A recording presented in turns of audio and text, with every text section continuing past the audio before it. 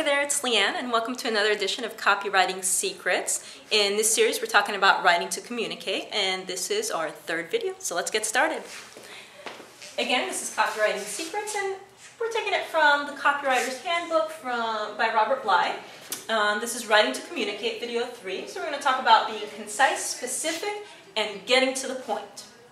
And remember that when you're writing to communicate, you want to make sure that the person who is reading your ad understands it. And it's almost as if you're sitting there talking to him or her, okay? Talking to the person and saying, here's what I have for you, okay? So here are some more things that you can do.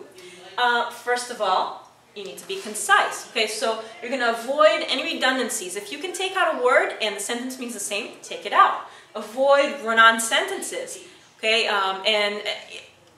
You know, when we talk, we actually do have run-on sentences sometimes, but you want to take those out in your writing, make it concise. Again, you know, make the sentences short. This really all works together with all the clues. You don't want anything wordy. Again, you don't want big words. You don't want a lot of words. If you can take it out, take it out. Using the passive voice, you don't actually want to use that. Okay, so the difference is I can say using the passive voice is not recommended, or I can say don't use the passive voice. Okay, I don't recommend it. And it's a lot easier to understand and a lot clearer, and it's more like talking to somebody. You also don't want to use too many adjectives. If you need an adjective, use it, but you know, some people think, well, if I put a lot of adjectives, I can say, oh, this is amazing, it's so incredibly great. Unnecessary. Be concise. You also want to be specific and give concrete, specific facts. And when you do that, you have really strong copy. So think about some headlines that you might have seen, let's say on web copy, okay? People who sell information products, and they say, this one product increased my revenue by $350,000 in 2 days, okay? When you give specific information, it's a lot more concrete in the person who's reading it, for the, you know, in your brain, and for the person who's reading it, and it's a lot stronger. So the way that you get to this is that you collect a lot of facts before you write.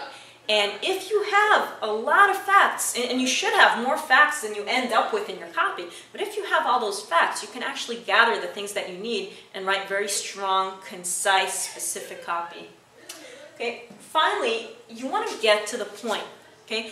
So again, just like we organized in the first video, we're talking about organizing the selling points and putting the most important one in the headline. Same thing. Your headline has the main point, everything else supports it. There's no warm-up. And now some writers feel the need to warm up because, you know, that's what we're taught in English class, right? You give a little introduction, then you start into your essay. Not with copy. If you do need to write, you know, to warm up, then what Bly suggests is that you write it and then you just take it out. Okay, so that was Copywriting Secrets, Writing to Communicate, video 3. We got one more video in the series, and if you like this kind of stuff and you want to learn more, then you should go to my website. It's yourwebprosperity.com, and you're going to click on the tab that says Education on the top right. I'll see you on there.